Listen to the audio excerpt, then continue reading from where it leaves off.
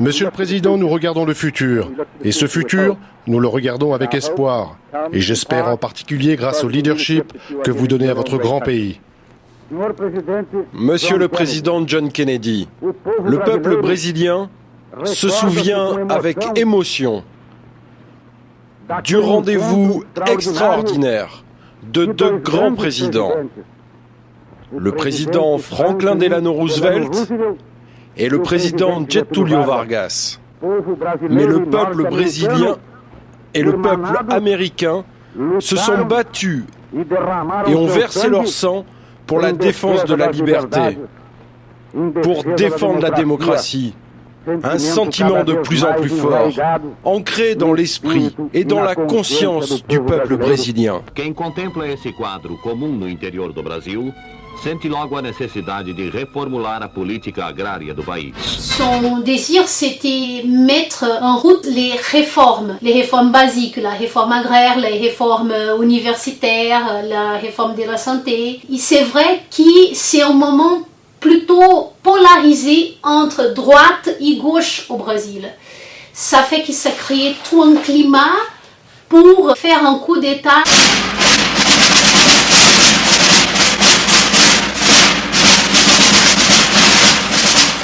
Atenção Brasil, o Regimento Sampaio, o Grupo de Artilharia 105 e o Batalhão de Caçadores de Petrópolis, que haviam se deslocado em direção a Minas, aliaram-se às forças da 4ª Região Militar e da Polícia de Minas.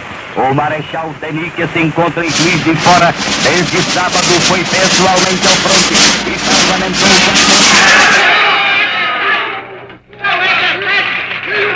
numa hora gravíssima da vida brasileira,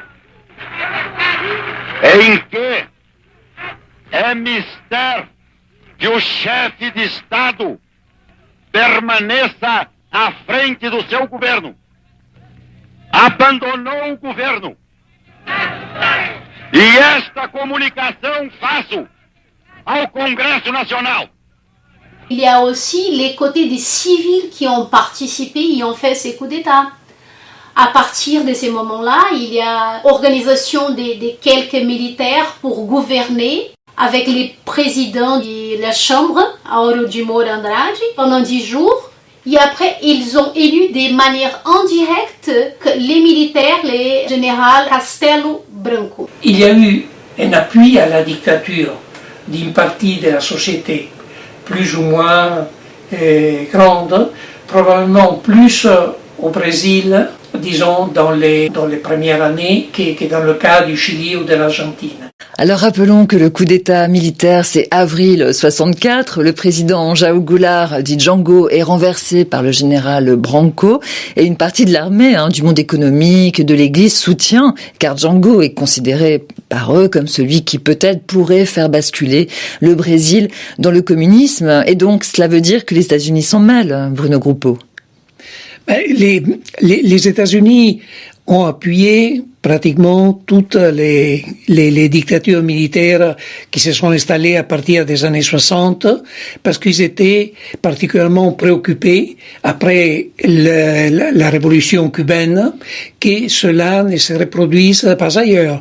Et donc, tout en se présentant comme les champions de la démocratie au niveau mondial, ils ont contribué, appuyé le renversement des gouvernements démocratiquement élus comme au Brésil ou comme au Chili. Mais c'est une politique générale qui est liée au climat de la guerre froide et en particulier à l'impact de la révolution cubaine en Amérique latine.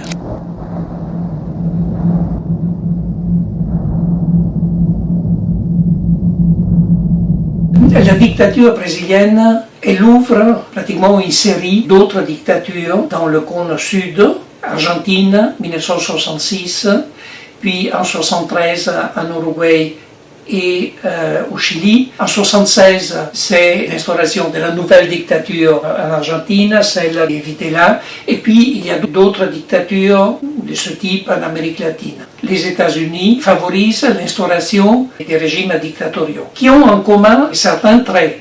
En particulier, tous se situent, disons, dans le cadre de cette lutte contre la menace communiste. dans le cadre d'une doctrine qui est la même partout, qui est la doctrine de la sécurité nationale, où, en fin de compte, l'ennemi des forces armées n'est plus l'ennemi extérieur qui pourrait envahir le pays, l'attaquer, etc., mais c'est l'ennemi intérieur. La base de ce travail est le renseignement. La méthode est l'interrogatoire. Et l'interrogatoire devient une méthode lorsqu'il est conduit de façon à toujours obtenir une réponse. Vous pouvez démarrer par le couleur d'affiche, quel est ton chef, il faut trouver le chef. Puis après, il faut remonter les filières. Alors, il y avait réunion des capitaines tous les jours à mon bureau, Chaban, Le Boudec, enfin, mes 5 commandants d'unité qui étaient là tous les jours, à 6 heures du soir. Alors, où en êtes-vous? Alors, il y avait mon destinateur qui mettait les organigrammes où ça en était. Bien. C'est du bon travail. Là, il y a un vide, il faudrait le retrouver. Mais il n'est pas sur ma compagnie, il est sur l'autre. Alors, il a autorisé notre copain d'aller le prendre. Enfin, voyez-vous, on allait où était le type. Donc, pratiquement, n'importe qui peut être l'ennemi. Et dans cette lutte, on ne peut pas respecter les règles conventionnelles de la guerre et la Convention de Genève, etc. Ce qui est clé dans cette lutte, c'est le renseignement. Le renseignement doit être obtenu par tous les moyens. Et donc, la torture est institutionnalisée comme pratique d'État dans toutes ces dictatures. Bruno Groppo, la dictature au Brésil, dans ses méthodes, n'est pas un cas isolé. Quel est le modèle? Quelles sont les collaborations avec les autres spécialistes de la lutte contre-révolutionnaire? Et quelle est la part de la France dans l'instruction de cette lutte contre-révolutionnaire auprès des militaires brésiliens? Il y a une doctrine militaire qui commence à être enseignée dans les académies militaires d'Amérique du Sud, en particulier en Argentine, mais aussi au Chili. On traduit les œuvres, par exemple, de ces théoriciens de la guerre contre-révolutionnaire comme Tranquier et d'autres. Et puis, il y a effectivement des officiers qui sont envoyés là-bas et qui donnent des cours sur les méthodes qui ont été appliquées par l'armée française, par exemple en Algérie. Cela a été le cas quand même davantage en Argentine qu'au Brésil, mais il y a une influence importante, disons, de la France, qui a été reconstruite, entre autres, par une journaliste, Marie-Dominique Robin, qui a publié ce livre, Les escadrons de la mort, l'école française, et qui a surtout fait un documentaire particulièrement intéressant, mais qui concerne surtout l'Argentine et seulement marginalement le Brésil. L'escadron de la mort, c'était un certain nombre de sous-officiers mis à ma disposition par Massu, dont je ne dirai jamais le nombre ni les noms pour que ça ne leur retombe pas dessus, voyez-vous. Déjà, on employait ce terme-là à l'époque, déjà pendant la bataille d'Alger. Oui, un escadron de mort. Donc il y a une influence française à laquelle se superpose ensuite l'influence des États-Unis, qui généralise la doctrine de la sécurité nationale et qui, il faut rappeler, forme une bonne partie des cadres des armées latino-américaines dans l'école des Amériques à Panama, que certains ont appelé l'école des dictateurs ou l'école du crime. 64 aussi, il y a eu beaucoup de violences. C'était les moments des mettre en prison tous les gens qui étaient contre les coups d'État. Beaucoup de militaires étaient mis en prison, étaient morts, étaient chassés de l'armée, pas mal des étudiants aussi. C'était le moment de faire les IPM en portugais, les inquéritos parlamentaires. Des enquêtes parlementaires militaires pour, on va dire, laisser à côté et mettre en prison les ennemis.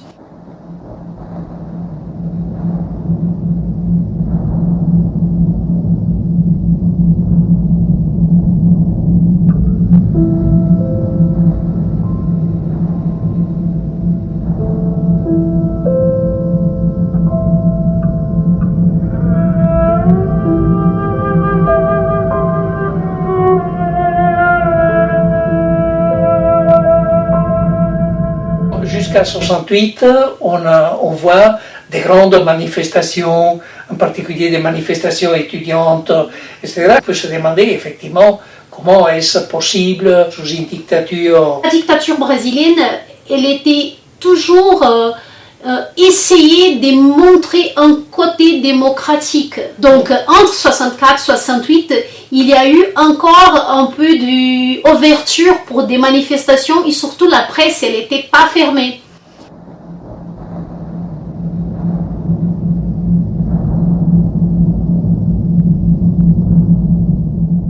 Acte numéro 1, 2, 3, 4, jusqu'à arriver en 68, l'acte 5. Mais ces actes-là, ils ont chaque fois fermé un peu. Ils ont, en 66, l'acte 2, retiré tous les partis politiques. Il a créé que des partis, en partie de la situation et en partie des oppositions. Arena, des situations et oppositions MDB. Donc, après tous les actes, ils vont commencer à fermer les régimes jusqu'à arriver donc 68 qui c'était vraiment les gros moments. Un acteur important des résistances, c'était les mouvements étudiants, mais aussi les mouvements ouvriers. Mais il y a eu des grosses manifestations au Brésil. Les étudiants, à travers l'Union nationale des étudiants, ils sont organisés pas mal de manifestations. Il y a eu un étudiant mort au début de 68 qui déclenchait des manifestations partout dans les pays. Aussi, quelques parlementaires du MDB qui étaient contre les régimes et contre la fermeture du régime, qui aussi étaient en tribune à faire des forts discours contre la dictature. Donc ça, c'était les moments qui, en décembre 68, ils ont créé les actes institutionnels numéro 5. Il y a une première phase qui va de 64, du coup militaire, jusqu'à 68, jusqu'à l'instauration du fameux acte institutionnel A5, et qui est une véritable coup d'État dans le coup d'État, dictature dans la dictature, qui marque, en fin de compte, le début de la période la plus dure de la dictature.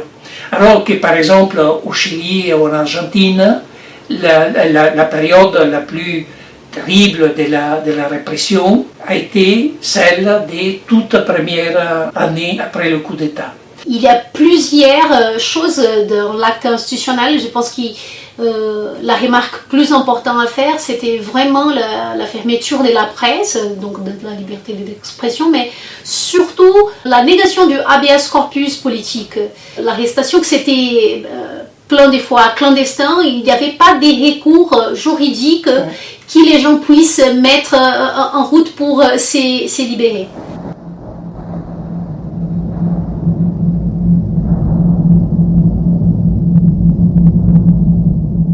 Si quelqu'un est arrêté, il doit l'être officiellement, on doit savoir où il se trouve, etc. Il est, à partir du moment où il est arrêté, sous la responsabilité de l'État, et donc il ne peut pas disparaître. C'est une défense contre l'arbitraire. Ce qui est intéressant, c'est qu'en fin de compte, au Brésil, on décide comme on supprime l'habeas corpus. Et aux militaires dans d'autres dictatures, ils n'ont même pas eu cette préoccupation. Il allait de soi qu'il n'y avait plus l'habeas corpus, etc. Mais là, on veut respecter en quelque sorte certaines règles. On veut maintenir un niveau de légalité, démocratie, entre guillemets, qui n'existait pas. Mais dans les corpus juridiques, ils faisaient tout pour montrer, ben voilà, on est un régime démocratique. Mais sauf que c'était pas du tout ça.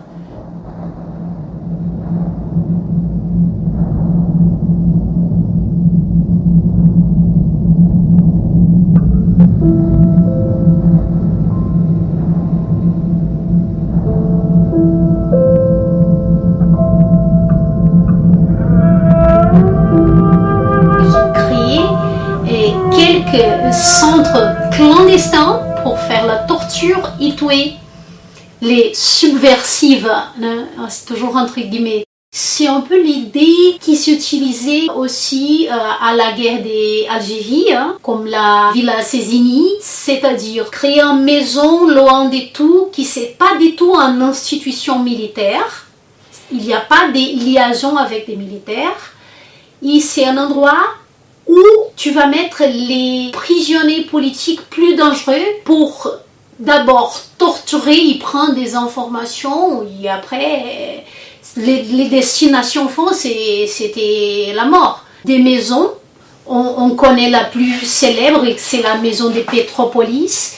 Vraiment, tous les prisonniers de Petropolis, ils étaient morts, sauf une femme qui est la sortie, Inès Etienne, et qui c'est à travers des Inès qui s'est découvert la maison de Petropolis. Parce qu'après ça, on a découvert des maisons à Curitiba, à Porto Alegre, dans des autres villes du pays. Mais les modèles de Petropolis, c'était les plus importants. Et au Brésil, on a appliqué également une politique d'assassinat et de disparitions forcées, mais sur une échelle beaucoup plus limitée. Et on a donné par contre la priorité à une répression qu'on pourrait appeler semi-légale. On torturait systématiquement, mais après on présentait les subversifs devant des tribunaux militaires qui les condamnaient à des peines de détention, pas des peines de mort, même s'il existait cette possibilité. Et donc, c'est une différence importante parce que si on regarde dans le gouvernement de Lula ou de Dilma Rousseff, il y a beaucoup de personnes qui sont d'anciens cadres de l'opposition armée, disons. Et dans le cas de l'Argentine, ces gens-là sont presque tous sous terre. On les a éliminés.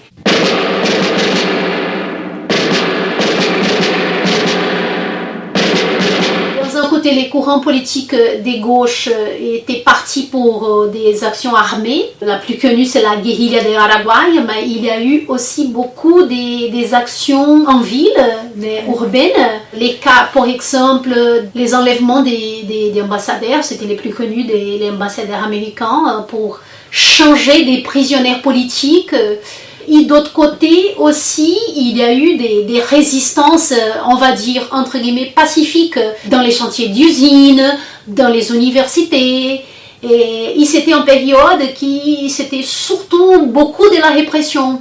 Tous les instruments modernes, même en termes de technologie, pour la surveillance de la population, c'était créé surtout à partir de 67 avec les services nationaux d'information, mais surtout à partir de 69.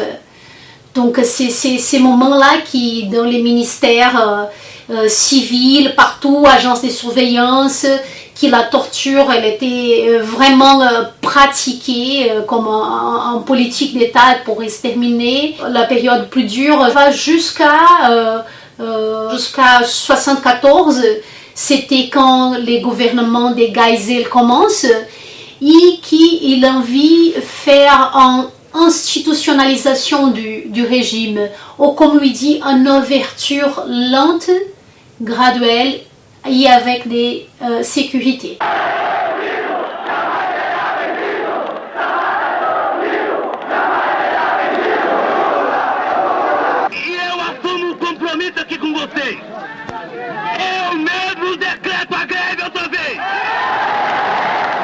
Depuis la grève de 1978, nous avons commencé à être surveillés par la police fédérale.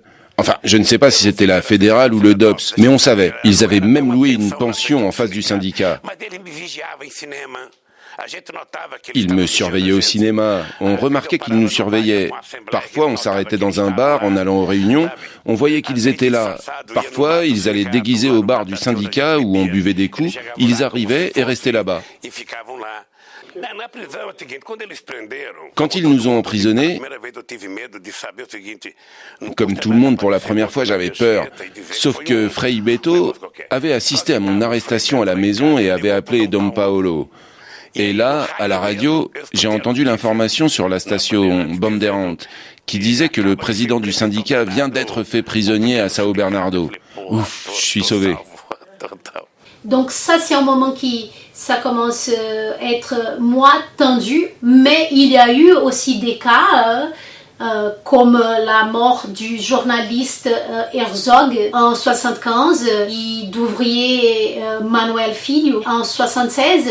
Et donc en même temps, c'est la période qui ça a commencé à ouvrir des comités d'amnistie en prol, la lutte pour l'amnistie, les retours des manifestations des rues pour les mouvements étudiants en 77, les grèves ouvriers du syndicalisme en 78, 79, 80, c'était des très grosses, des mouvements populaires autour de la question d'abord de l'amnistie et après por l'élection directe. Nós das oposições precisamos de uma vez por todas ter consciência que a única chance que nós temos é a via das eleições diretas para presidente da República. Même si les militaires étaient divisés à leur intérieur, avaient des orientations différentes et aussi des projets différents sur le plan économique et politique. Et au fond, la dictature a été une dictature qui a conservé la priorité du développement économique et en particulier du développement industriel. L'époque de la dictature a été une époque de grande industrialisation au Brésil et ce qui explique aussi que se forme toute une nouvelle classe des travailleurs, une nouvelle classe ouvrière, qui est celle qu'on retrouve dans les luttes de la fin des années 70 et dont un personnage comme Lula est très représentatif. Ils ont commis la bêtise de m'emprisonner après 17 jours de grève, en 1980. C'était une bêtise parce qu'on ne pouvait plus continuer la grève. Quand tu arrives dans une assemblée, qu'est-ce que les travailleurs demandent ? Alors, t'es en train de négocier ? Alors, il y a des propositions d'accord ? Alors, vous êtes en train de discuter ? Mais tous les jours, on répondait non, pas de négociation, ils ne veulent pas parler, il ne se passe rien. Et là, les militaires ont commis la stupidité de m'emprisonner. Ce fut une motivation supplémentaire pour continuer la grève. Les femmes ont fait une manifestation très belle à São Bernardo do Campo. Et la grève a duré encore presque 30 jours de plus. Je suis resté 31 jours en prison. Mon emprisonnement, au fond, a fait grandir le mouvement. Il l'a rendu plus fort et l'a politisé. S'ils étaient restés tranquilles, la grève se serait terminée toute seule. Je pense que c'était une période vraiment extraordinaire pour le Brésil. Je pense que nous avons eu des pertes, des préjudices, des travailleurs renvoyés, des travailleurs qui sont morts, comme par exemple Manuel Ferreira Filho, comme Santos Dias. Mais je crois que pour la lutte, ça a valu la peine. C'est aussi un moment, il y a eu des groupes d'extrême droite dans les militaires qui n'envient pas du tout ouvrir le régime. Ils ont créé des attentats, des bombes. Les plus connus, c'est à la Ordre des avocats du Brésil, où ils ont mis une bombe, ça a explosé, ça a tué la secrétaire de l'Ordre. Donc c'est tendu dans un moment, mais c'est les moments d'ouverture. Ce que nous avions besoin de dire, on le disait. Des discours à la porte des usines, en public. Je me souviens que quand j'ai commencé dans le syndicat, les gens étaient emprisonnés parce qu'ils faisaient de simples bulletins mentionnant la stagnation des salaires. Déjà, à mon époque, on allait à la porte des usines, on se moquait du général, du colonel. Le colonel Rudy était chargé de la sécurité de Volkswagen. Putain de merde, ce qu'on lui disait au colonel Rudy. Vous êtes des traîtres des forces armées brésiliennes, vous vous êtes vendus aux nazis. C'était comme ça qu'on disait.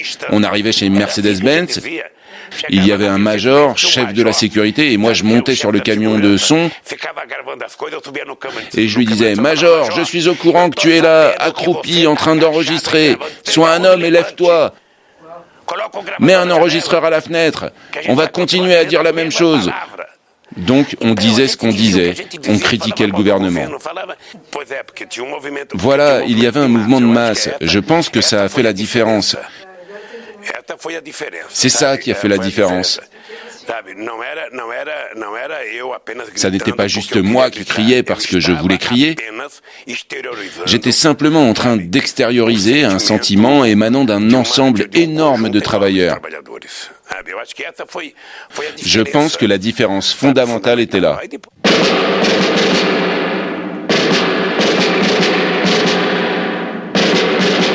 Les mouvements armés se développent principalement après le coup d'État militaire. Mais en réalité, ils existaient déjà. La révolution cubaine avait favorisé l'idée qu'il était possible de renverser un régime militaire, un régime capitaliste, même avec un petit groupe de personnes, etc. Et donc, cela a encouragé des mouvements de ce type dans l'ensemble d'Amérique latine. Mais ces mouvements se sont développés au Brésil, surtout après 64. Mais, disons, ils ont été pratiquement tous liquidés entre 68 et 72, 73. À ce moment-là, disons, leur défaite sur le plan militaire est complète et en même temps, il y a, pour ainsi dire, une défaite politique, dans le sens que, alors qu'ils pensaient que la lutte armée aurait été l'élément qui déclenchait une lutte plus large du côté populaire, etc., au contraire, disons, ils sont restés isolés. Et donc, leur défaite a été aussi, de ce point de vue-là, une défaite politique. À partir de, on peut dire, 74, les personnes qui ont participé à ces mouvements commencent à tirer des conséquences de cela.